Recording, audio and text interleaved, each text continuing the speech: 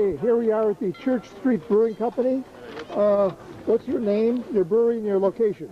My name is Chet. I'm the brand manager for Church Street Brewing Company out of Itasca, Illinois, just on the other side of west side of O'Hare Airport. And could you tell me a little bit about your brewery? When did it open? We opened actually just about a year ago today. We probably had our first official brew, and then that came out. It was an ale, so it came out at the end of the month, and we had the first annual Itasca Craft Beer Festival, and we launched at that. Okay. Do you have a tap house in your brewery at all? Yeah, we have the tap house. It's open on Thursdays and Fridays from 4 to 7, and you go a little after 7, so you don't have to rush yourself to get down there. And how did you decide to open the brewery, and how did you decide to open the brewery? Well, the brewery's owned by a couple, Joe and Lisa Greger, and Joe very quickly points out that Lisa is 51% owner. So Joe had been home brewing for years. His eldest son, West Point graduate, Lieutenant Greger, years ago had gotten him a home brewer kit because he thought it was a hobby his dad needed to embrace, and so they brewed some things together along the years, and that kind of found its way into a nice big modern 30-barrel system in Itasca. Wow, okay. Yeah. And what capacity did you brew when you first started, and what are you up to now?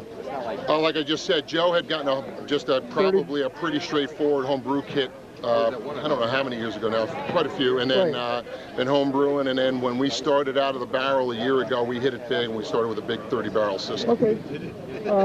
What's your favorite style of beer to brew, and why? Well, since I'm not the brewer, I can tell you how the brewer feels about that, because it's part of our corporate culture and DNA.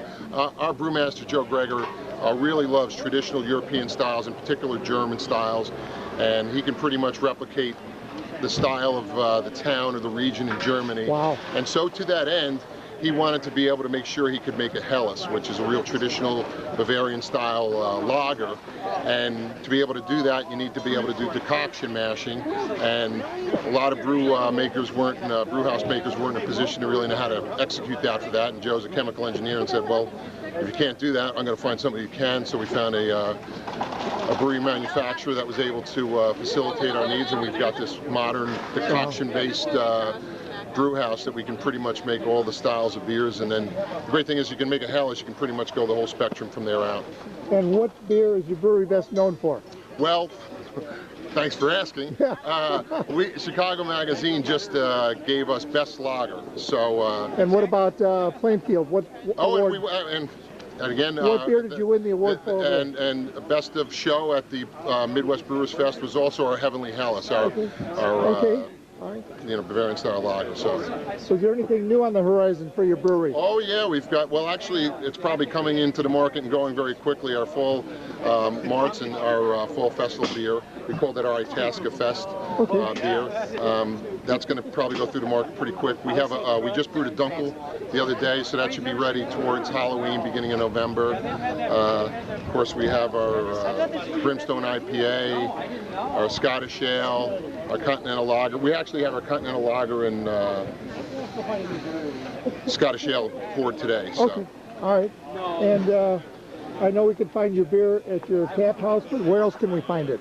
Well, fortunately for us, we've got some pretty good penetration. Unfortunately, depending on where you're seeing this, my best suggestion is to just ask your local, if you haven't seen it already, your local tavern or restaurant. It's pretty accessible, and obviously getting this nice publicity, we're able to enjoy pretty good acceptance out in the public. And it's just a matter of, the great thing about this, the smart people in the beer business know they have to get better beers, and they're searching out people like us. And when we walk in, they want to know what decoction mashing is and why it's going to matter, because the public who's drinking the beer are starting to be more discerning. And even if it's in just a very recreational way, as opposed to, as we see down here, the beer geek zone. I mean, we've got plenty of room for the real hobbyists, but there's also a lot of people that are just starting to appreciate the subtleties, as they did with wine years ago. It's not as intimidating if you come into a brewery like ours or any. We've got Rustic Road next to us, and wherever you're listening or watching this is probably a brewery relatively close. Go in and talk to the brewery people. We love sharing our stories. Okay, great. I appreciate your sure, and I want to thank Kurt and all of our friends here at the Racine Zoo for welcoming us to such a beautiful place. Okay.